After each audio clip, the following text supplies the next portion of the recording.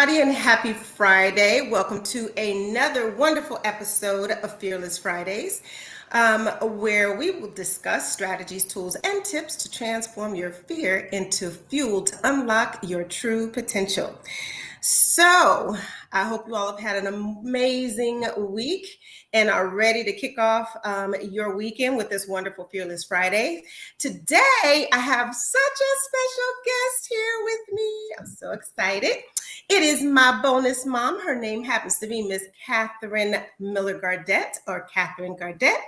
And I'm so excited that she's here with me today. I just love her to pieces. And not only that, I just think she has so much to offer us, and not just by way of today's topic, which is emotional boundaries. But when I tell you this woman is just, I don't know, you talk about a jack of all trades. She has so much talent. I'm going to let her tell you about who she really is, but I'm just saying, she's one of my favorite people. So let me introduce to you again my bonus mommy, Miss Katherine Miller-Gardette. And you are my daughter. You are my bonus daughter. And I love your mama Betty just like she's my sister. That's right. It's family like no one knows. So I want to start by saying, Talina has been on this journey. And she has been doing these Fearless Fridays, and she had a first series, and we're in that second series that she's kicked off. So we've already talked in the boundary areas. We've talked about communication boundaries. We've talked about health boundaries. We've talked about self-care boundaries, and we've talked about physical boundaries. And today we're going to spend time talking about emotional boundaries. Well, we're going to do that together. I'm Katherine Gardette. I always say I'm a positive broker, artistic, logistic, and civic. I just turned 62 last Sunday, the same day as my husband, Talina's dad. We got married on that day, so we call it our birth anniversary. So I have some wisdom of just for the mere fact of being on this planet 62 years. That also doesn't take that I call myself a nerdy geek or a geeky nerd, however you want to say it, because I love knowing the science and the data and the creativity behind subjects. And emotions is one of those areas that we're going to talk about. So do you want to ask a question, or you want me just like go into it? Well, we're about to go into it, but we're going to say hello. We have a couple of visitors here from our Facebook world. We have Jeanette Stewart on the line, and my beautiful daughter as well, Miss C. Nicole, or Christina Nicole. So let's say hello. Thank you for joining us, being consistent with us every Friday. If you haven't done so and you're watching right now, or you're contemplating, or even for you two that are on with us, invite a friend or two. Just remind them that we're on as we continue to build this community. So with that said, Miss Katherine, talk to us about what you or how you perceive emotional boundaries. Usually I kick it off with what the standard definition is, but I think this one, I don't want to go to what the standard definition is, because really it's such a broad scoped topic. Not that the others weren't, but emotions, my goodness, like we can spend hours, days, years, months, centuries on it. So tell me what you or how you would qualify or identify or provide us with the story behind emotional boundaries. So emotion is, I'm going to start with our Merriam-Webster, actually, because I do believe that gives us a great foundation to tag into what it really is. And it is, emotion is a conscious mental reaction, subjectively experienced as strong feeling, usually directed toward a specific object and typically accompanied by a philosophical or behavioral change in the body. So the emotions, I just want everyone, whether you're doing this, hearing this live or watching this in the replay, to think about the last time you stubbed your toe and what that did for you. Oh my God. Yes. Yes. So that was like, because that reaction that you had is short term, which is the other thing about emotions. So there are times when you talk about boundaries. So let's philosophically, boundaries they're primarily 6 that we deal with, whether we're talking scientifically, philosophical. They are happiness, sadness, fear, disgust, anger, and surprise. So I want you to think, as we have this conversation this evening or this afternoon on the West Coast, which one are you going to reflect in your personal lives and take part of what we've conversed today and reflect on how you can handle your emotions differently? I'm not going to say better or worse, just differently. Because the thing about emotion in the definition is that it is subjective. So, dependent upon where your cultural base is, where your family base is, where your locale is, the way you respond to something that triggers an emotion will be different. So it's very subjective for each and every one of us how we're going to do that. For me, one of the boundaries that I have, that I'm going to stay happy, that I need to start my day in mindfulness. So that is a boundary that I have set for myself. That sometimes that mindfulness, it may be that I'm just reading, I have time in the morning for 5 minutes, that I know in those 5 minutes, I'm going to do a quick affirmation, read my proverb of the day, look and see what my color, my number is of the day, and move on. And there are going to be other days that I'm going to sit down for 15, 20 minutes and not say a word. Just be present in the moment and scan my body and know what emotions are coming through my body at that moment to give me guidance on how I'm going to move forward through the day. Or I'll use my mala and say my affirmation. So those are the morning boundaries that I have to have for myself for me to be happy in my life. I know I've ebbed and flowed through the years of doing that, and I know that for me, that is not an ebb and flow. It has to be every day. There has to be the way that I get my morning started.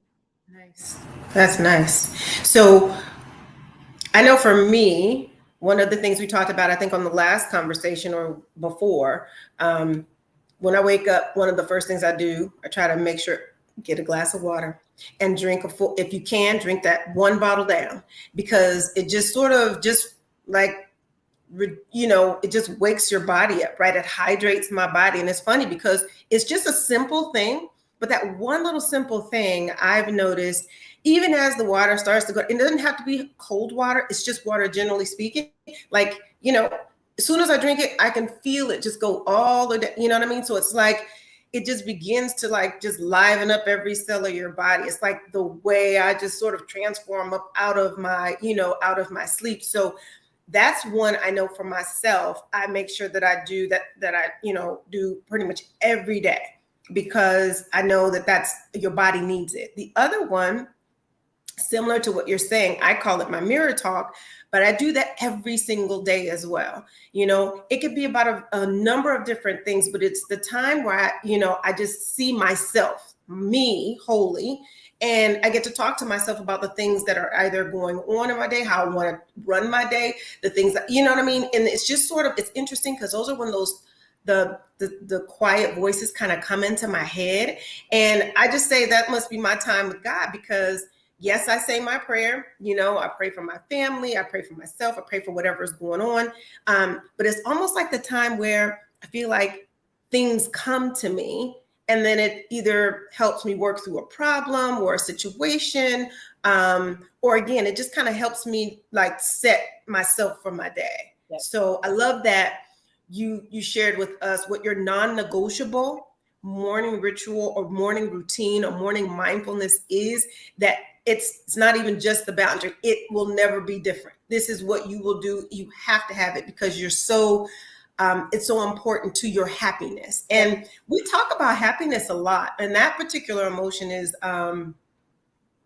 That is one that even when I'm talking to folks, because you know better. When you know better, you got to do better. So oftentimes I'll say what I know I need to say because I know what's right, but then it's the action that I may or may not follow. So because yes, happiness, you can choose that for yourself. And we've had this conversation on many occasions, how you get to choose your happy for the day. So if this is a part of the stepping stone to you getting to that happy for yourself for the day, we really need to sit down and start to practice that more consistently so that we can choose our happy for the day and really stave off all of those things that are not part of that mindfulness or that time or the way we want our day to go. So thank you for that. I really do appreciate it. And I know there are so many others, but as we continue with this discussion, what are some of the other, when we talk about, because you talked about the fear component, and this is Fearless Friday. So talk to us a little bit about the fear emotion and how we can use that more positively, right? Because it has such a negative connotation, but it's a necessary emotion that we have. So talk to me a little, or talk to us a little bit more about the fear emotion and how that's helpful for us in our personal and our business lives. I agree with you that we talk about fear as a negative far too often because fear will move you into action. And I will also say, doing nothing is an action.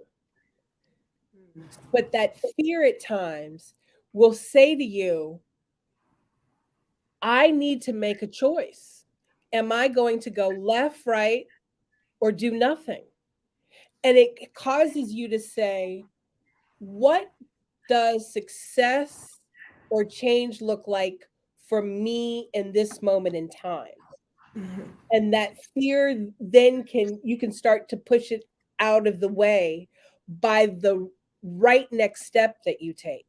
I think at times when we get fearful of a project, we think of the end of what we can see down the pike and not all the little steps that we take every day to get to that end goal. So Mm-hmm. if the fear is the end place that sets us into action, we really can again choose for ourselves those small little steps that's going to get us to that thing that we were fearful of happening. There's a quote, and I don't recall who says it, that success is on the other side of fear. Mm-hmm. And that is there.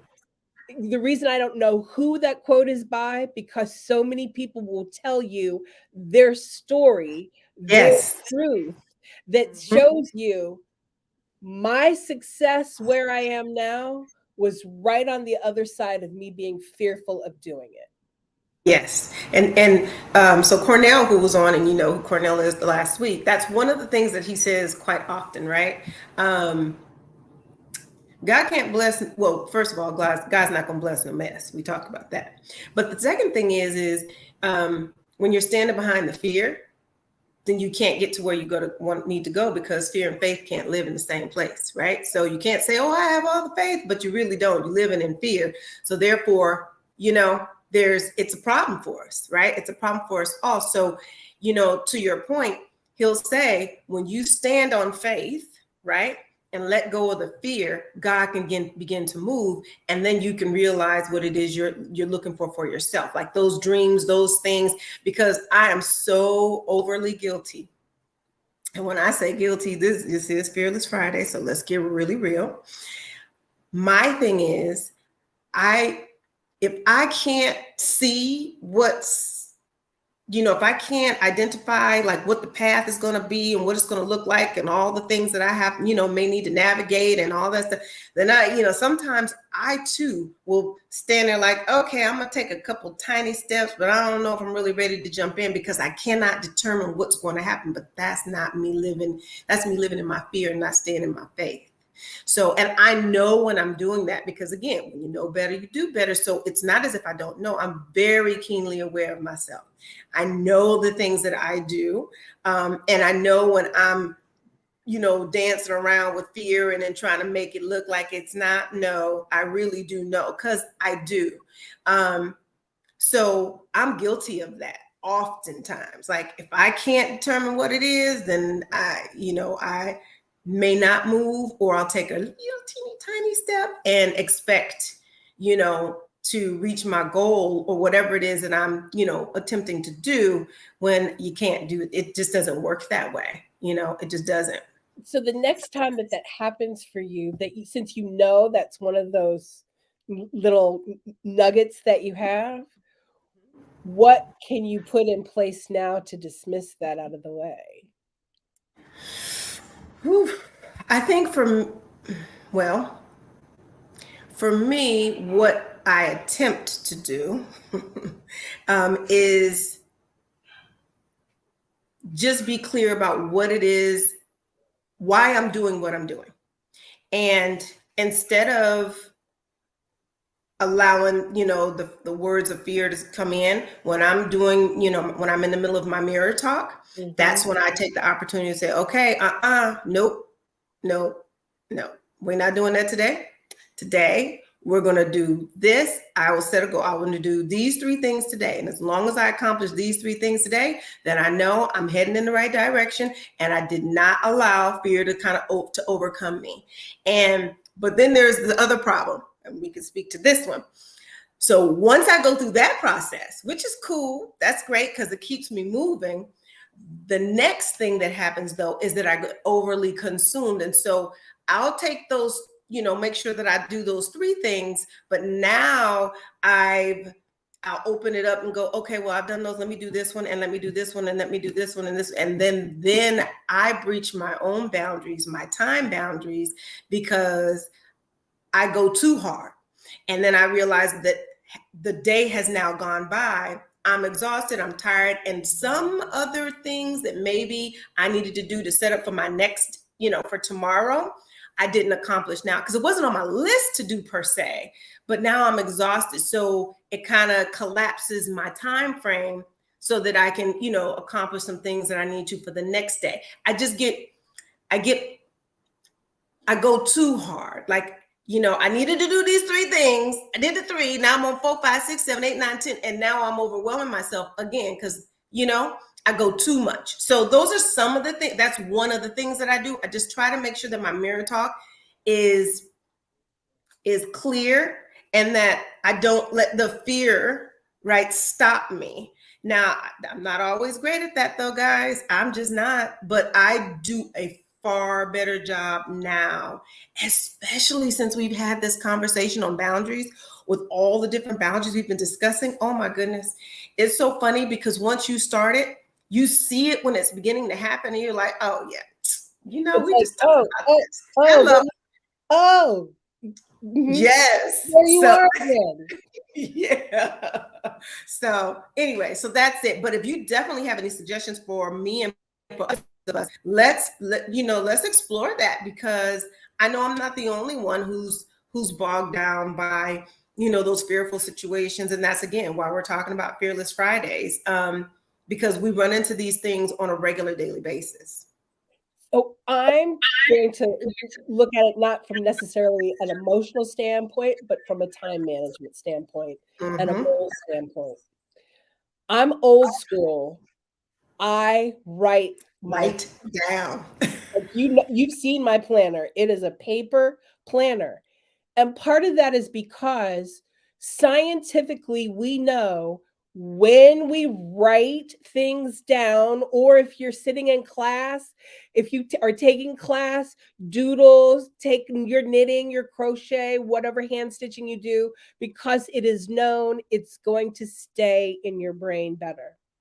And then the other thing that I have personally done and recommended that it's happened successfully for others is that you have to think of the pillars of what you're working on. And your 3 is the perfect thing. 3 big goals, and every day you're working on 3 goals, it's going to get you there. From what you said, Talina, it could be that you need a column of what to do at the end of the day.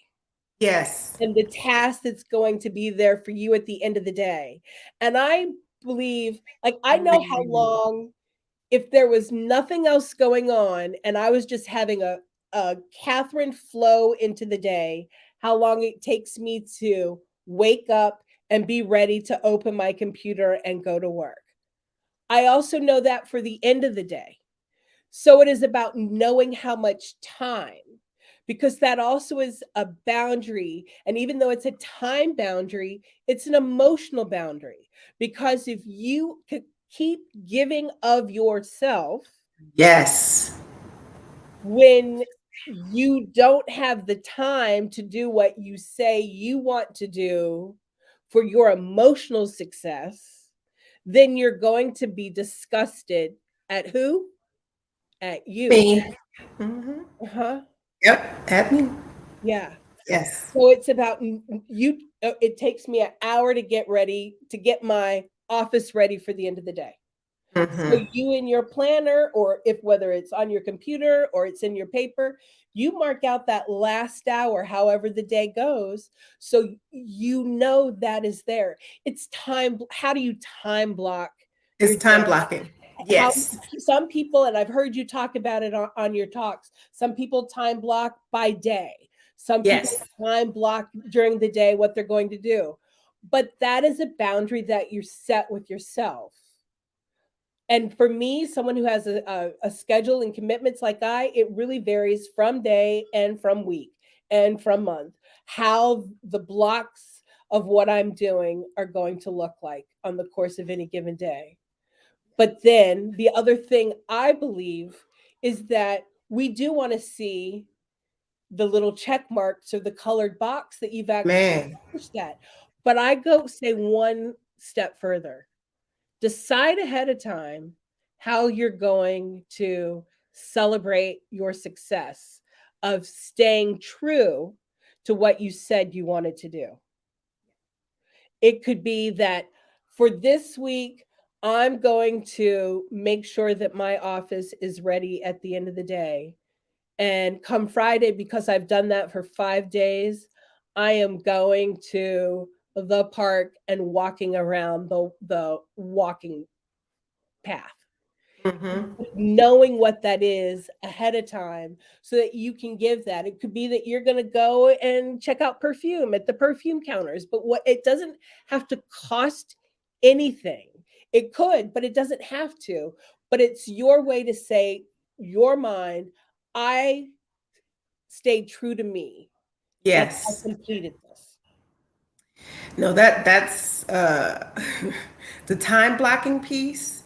I know we hadn't gotten to the time boundaries, but I'm going to tell you, my BBR, which is one of my other wonderful and amazing groups that I belong to. We developed it ourselves, but Tanine Harmony, that is her area of expertise. And she will come on. I cannot wait to have her on with regards to time. But I do speak of that, and it is part of my program because, again, none of us are perfect at it, but there's definitely some things that you can do when we talk about time blocking. There are multiple mechanisms, there's multiple ways of doing it. And I'm like a hybrid. I love to write down. Like when I'm learning, and anytime I'm training, I'm coaching, I'm mentoring, anything. If you come to me and you don't have a pen and paper, then I'm thinking I'm not even sure what you're coming for, because there's got to the writing down of things, as you just mentioned, you all the time, right? Same thing. I always got two things with me at all times. It never goes anywhere. Everywhere I go, I always got a pen and a book, and a part of our conversations, it's definitely necessary. Now, where I fall into a bit of a trap again is because we talk about current day and time. So a lot of things are digital. People are sending you requests for meetings. It's all digital. And so I get into a dance between, well, it's on my calendar, but I also need to write it down. But if I've written it down and then I put it in the calendar, but we're busy. These phones be going off. For me, phone is going off. I love the phone because I know we need it. It's a necessity. At the same time, I cannot stand it because there's always a ding, a bling, or something. So I'll swipe it off for a second, and the next thing you know, I'd have missed something because there were so many things going off all at the same time that I kind of pushed them off and didn't pay attention. And so that becomes another discipline, because when I write it down, it's in front of me. So when I open a book, I'm like, oh, it's one. There's a different sound to me. I don't know why. It's just the way my brain works. The alarm is a different signal to me than all the other noises that your phone kind of makes. So when I hear the alarm, I don't bypass that. But when I've written it down and I'm working through something, and like you said, the check mark, okay, got through this one, draw your line through, and I'm on to my next item. I'm like, oh, okay, shoot, I'm ahead of time too. All right, I got a little bit of time to get this done. So it just kind of, it is important. But where I, again, fall short is when you have multiple big projects. Of my 3 things in the day, I also have to identify, if this is the first priority, right? First priority, I have to make sure that I'm giving it only the amount of time that I am absolutely specifying. Because again, it bleeds over sometimes and it goes too long. So just making sure that you're staying consistent. I am staying consistent with those time blocks is also another one of those things that I have to get really serious about, and not allow, right, me to run, break my own boundary, right? Allowing time to kind of go over. So I do absolutely agree with you on the time blocking and being really clear about that, and the celebrating of the win. I own that, as you know, right? All the time that I own the business, my last business, one of the things when it came to, me closing it down, one of the things I forgot to do was even celebrate the fact that I had been in business for as long as I had been, all the different people that I helped, and that was a big celebration. So if you can imagine, if I didn't celebrate that, on a consistent basis, I'm certainly not celebrating the fact that I made those 4 calls this morning and I got answers to everything that I needed to, and I checked those things off my list. In my mind, it just becomes, oh yeah, it's just what I had to do today. But the reality is, just like you said, but that reminds me to be happy or feel good about my accomplishments, even though it was just making these 4 phone calls, even though it was just checking this one other item off my list, going ahead and making an appointment for something, whatever it has been. I should celebrate it, right? And it could be I'm going to go ahead and take a break. I'm going to go walk the dog around the block, right? Or I'm going to sit here and I'm going to finish watching that show that I had started watching and couldn't get it done, and it's only 20 minutes left or whatever. I can sit down and do that now.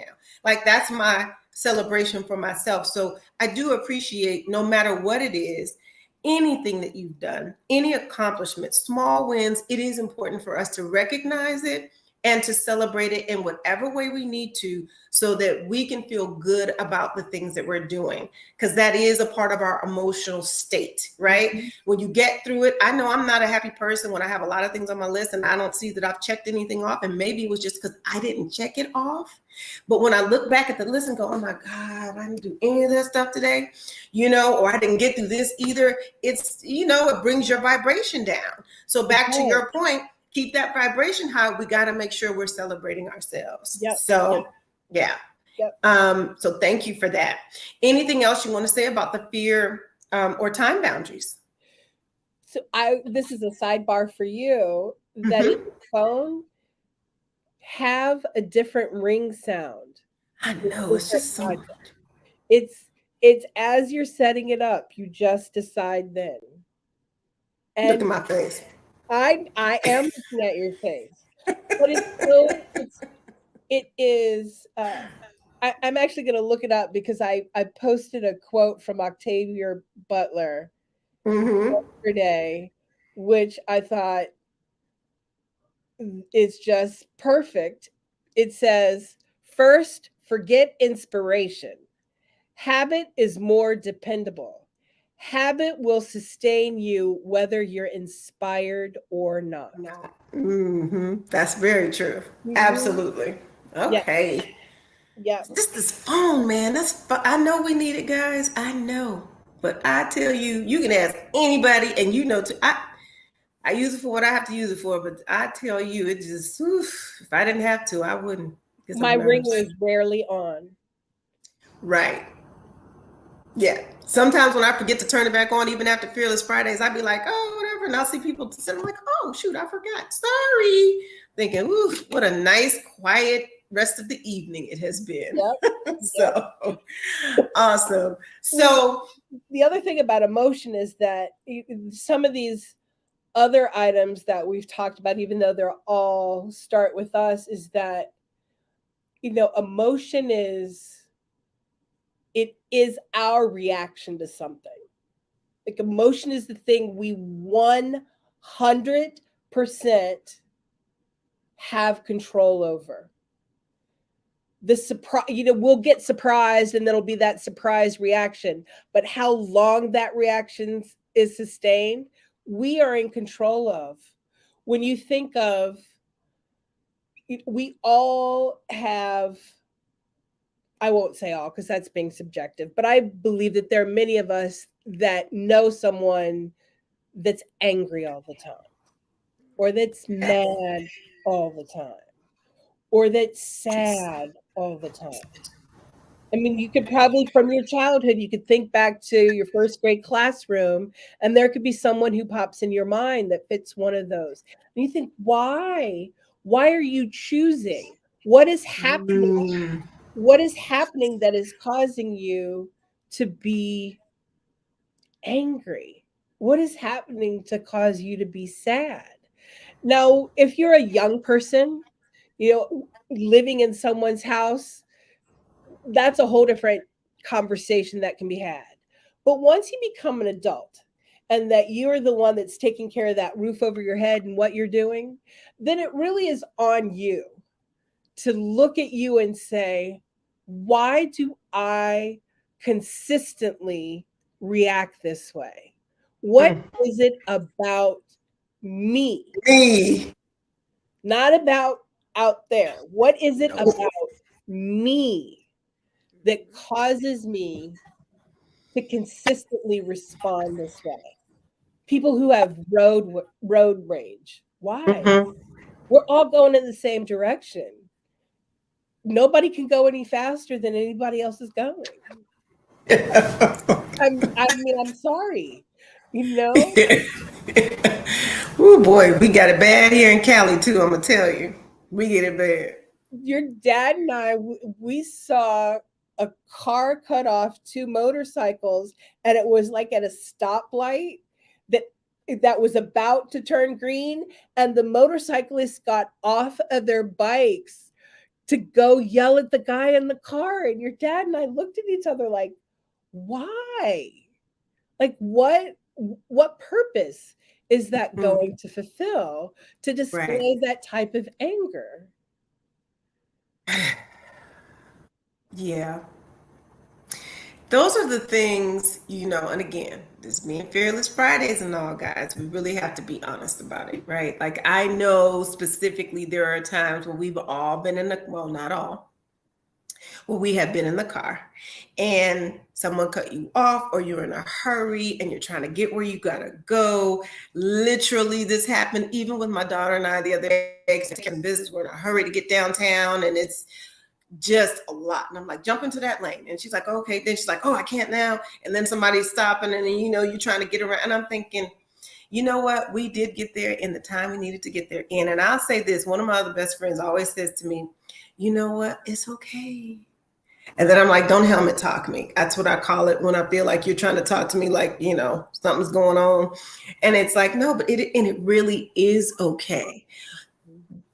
If you gotta be in a rush, leave earlier. If you know what I'm saying, make the time, take a few breaths. It's just not that serious. And we know it. We do know, but we want to get there when we want to get there, and we're blaming everybody else. I know Robert and I have been in the car together too, just like you said, you and Dad, and it'll be like, there'll be someone, and I'm looking at him like, why are you driving so slow? Because I do drive fast. At the same time, I'm going to read this comment in a minute, but at the same time, he's looking at me like, we can't go any faster. So that light's about to change. If I'd have got in that lane, then the light, it's all the same. So it's so relative. It's like it doesn't even matter. But what happens on the inside of you, the anxiety, all the stuff that starts to well up, and in the next thing you know, that's how those folks get into that road rage kind of mindset, because it's just built up. Oh, moving too slow, you jump into another, it's just insanity. So Jeanette says she's the helmet master or helmet master in the house, whoop whoop, because she is the one that does that conversation with me, right? Okay, it's all right. And I'd be like, no, I got it, but it's absolutely the truth. So it's just nothing is really that serious. We have plenty of time. And where we don't, that's on us. So. And for me, I'm the opposite. I will do one more thing. I'll do one more thing, and then I'll do one more thing, and then I'll do one more thing. And then it's 5 minutes before I'm supposed to be somewhere. And I will call, I will text, I will say, I apologize. I'll be honest. Right. My ADD got a hold of me. Right.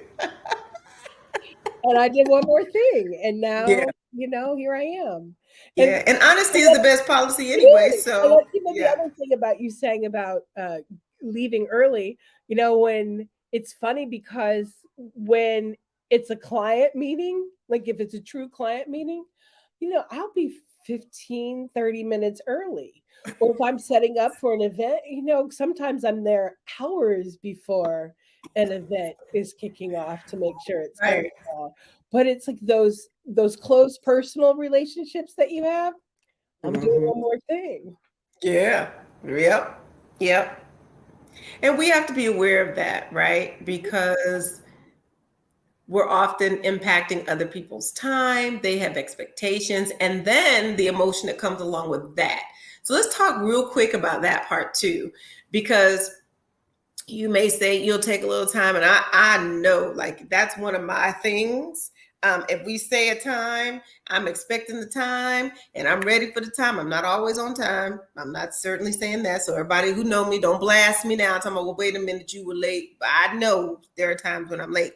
However, I do have a thing about the time periods, right? So it's like, all right, well, come on, we got to be somewhere. Let's go, let's get there. And then you're moving around the house. You might be moving slow, or someone calls, oh, I'm on my way. I'll be there in another 15 minutes. And I'm like, 15 minutes? We were supposed to be gone 25 minutes. Like, what are we doing? So, and the emotion that comes along with that, though, and you don't want to be angry with the person, because sometimes it's just legitimate reasons, right? Like, I got out work late, or there's traffic. We live in Cali. Listen, traffic here is ridiculous. And again, leaving early doesn't always help. I don't care how early you leave. You don't know. Stuff happens. It is what it is. So how do we, or what suggestions do you have for us in our or best practices when that happens to be the situation? Because we don't want to make the people feel as if, or the person, or the whoever's hosting something, whatever the case is, feel like we're just dismissive of their feelings, or that we're not taking it seriously. But what do you think about that? What are your comments regarding that? Honesty. You definitely need to be honest with who. If it's a place that you've been invited to, small group that you're going to be late, you need to be honest with them. Take a good host or hostess gift. It's another thing you can do. That's a good one. Yes.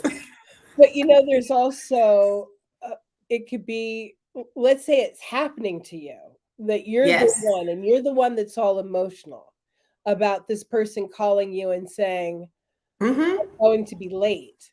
To you, I say, there are 2 breathing exercises I'm going to share with you, and they will assist you in bringing your heightened state down.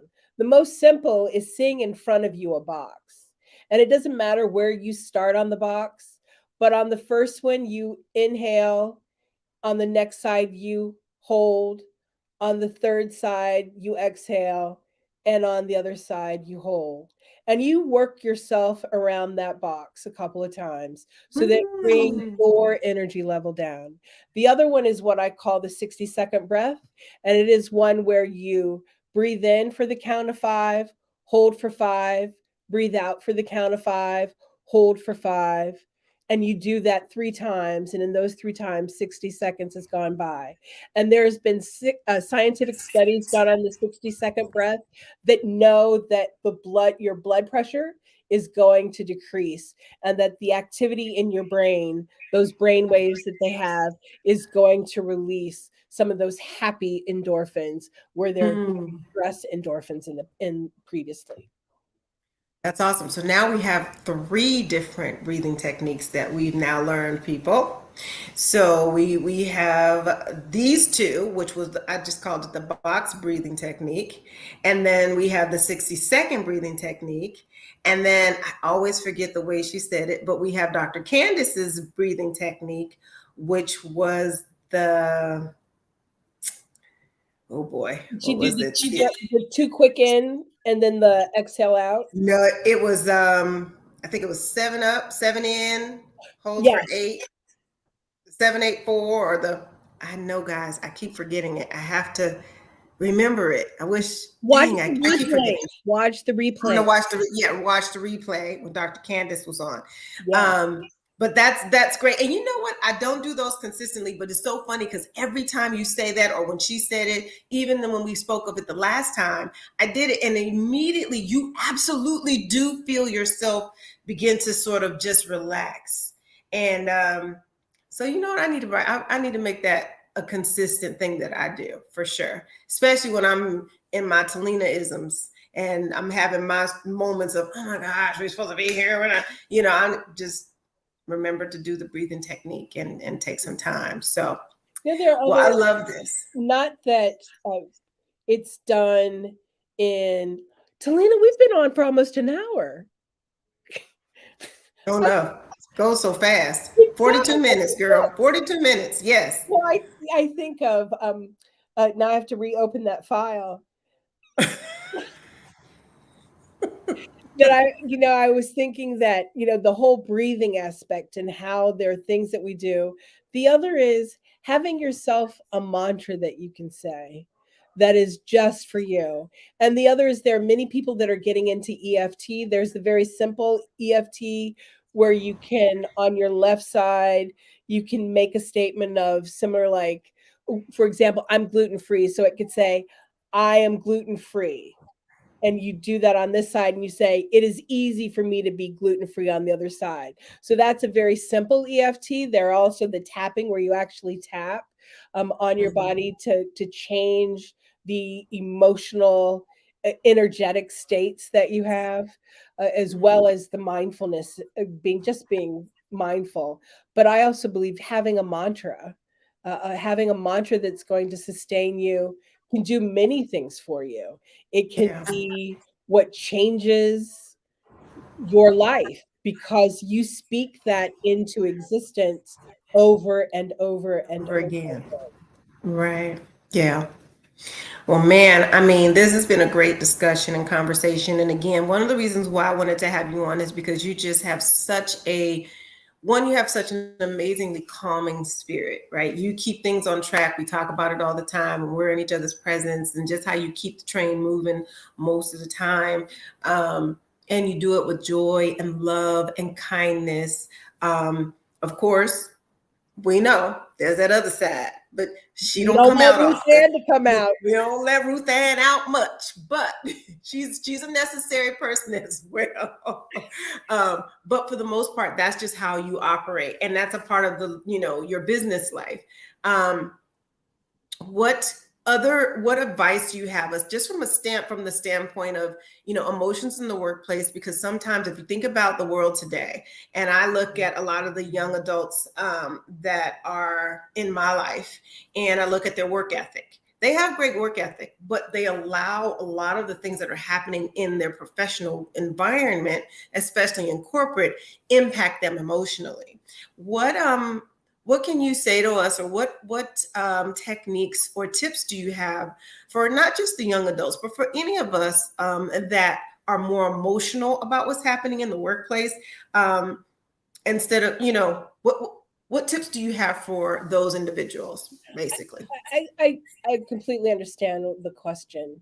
And this is what I will say. I have been fortunate to work for the same company since 1989.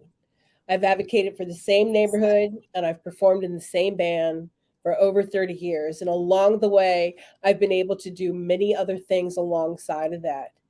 And the reason that it's happened is because I was clear what success looked like for me. I was clear what boundaries I would and would not cross, whether they are how late I'm working, how early I'm working, if I'm traveling, how what tone people can use with me.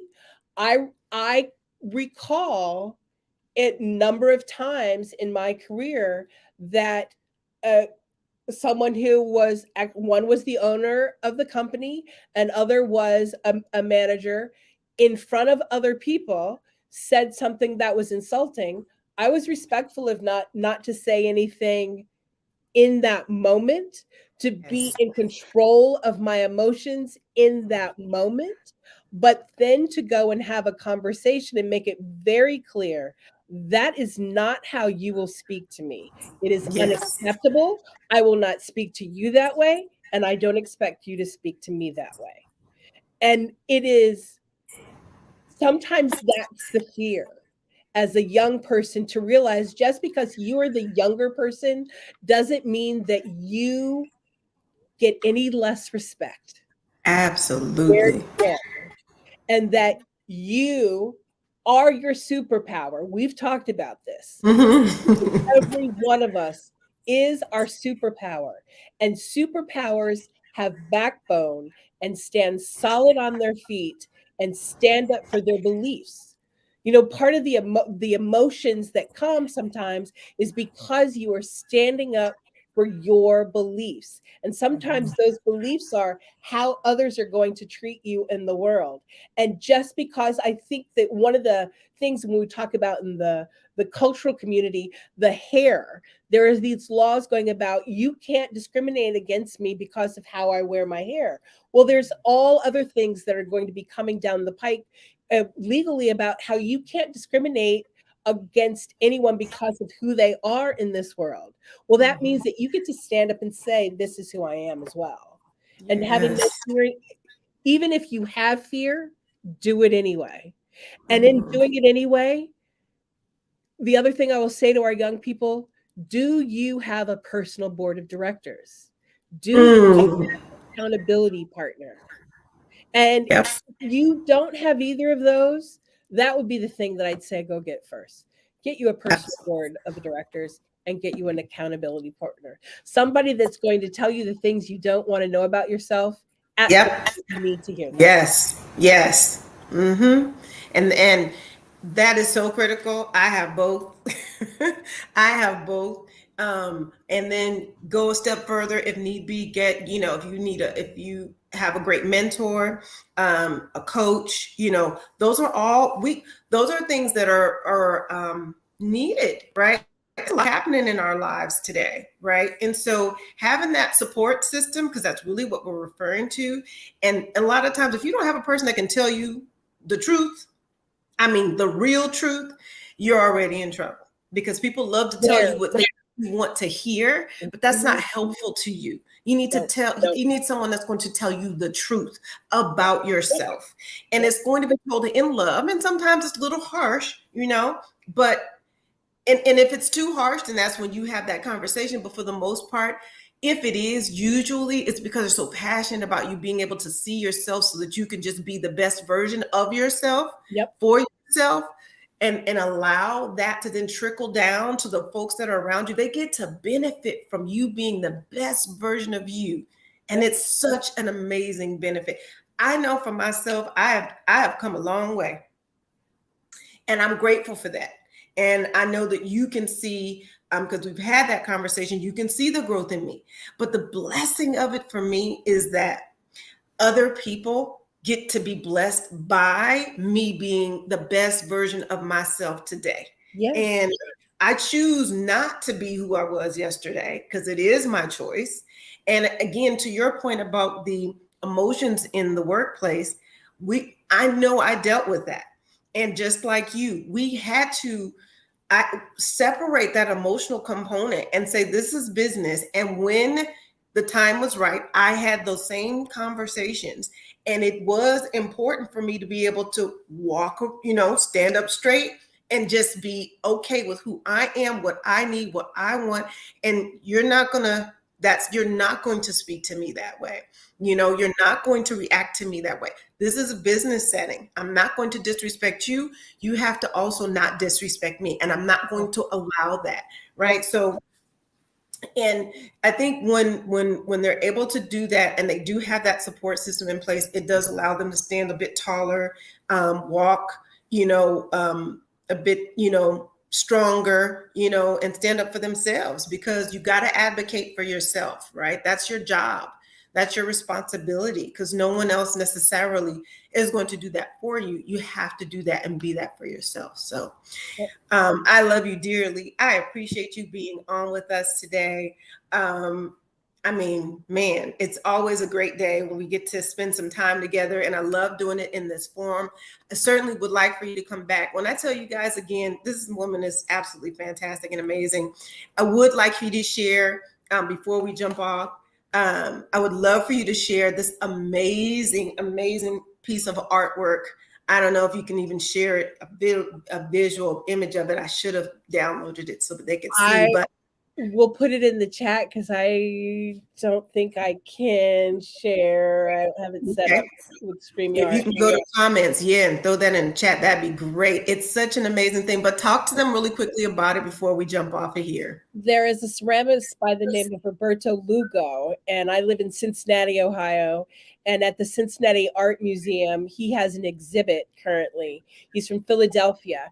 And after George Floyd, he started creating what he called hero teapots. And so where he had an exhibit, he would look at the local heroes and he would put them on a teapot. Well, unbeknownst to the Cincinnati Art Museum or myself, he selected me to go on one of the teapots, and the Cincinnati Art Museum purchased it for their permanent collection. So I'm on a teapot with Bootsy Collins, which is so cool. I mean, I get to say I'm a little teapot. But I can get it both short and stout. Yeah. Yes. So in my neighborhood, I have that, and then I have the mural that I designed. And the mural, yes. Yeah. Have a lot of jewelry that I have called Notions Design, and I work with the best AV company in the country, in my opinion, Prestige AV and Creative Services. And as I said, I advocate for one neighborhood. We are Walnut Hills here in Cincinnati. It is where the first conversation between Blacks and whites happened inside in a building during slavery to talk about slavery. We're a very historical neighborhood. It's very important to me.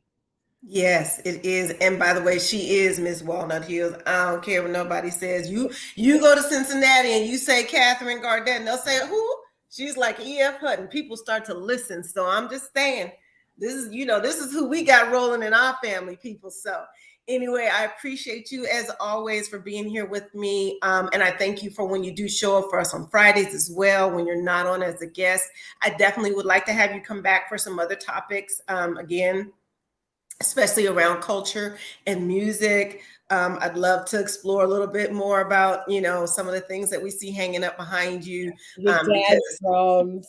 Yeah. Yes, because Dad is awesome and amazing and does so many wonderful things. But until then, if you have not done so already, folks, please next time for next Fearless Fridays, please remember to go on to Facebook.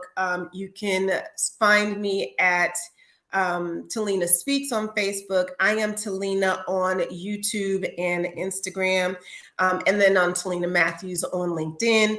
So please take some time, invite as many people as you can as we continue to build this community. I truly appreciate you all. That's going to wrap another amazing episode of Fearless Fridays, where we empower you to embrace your fear, ignite your full potential, and fearlessly thrive in life and in business. So until next week, have an amazing, wonderful, and fantastic weekend. I love you guys. Bye. Bye.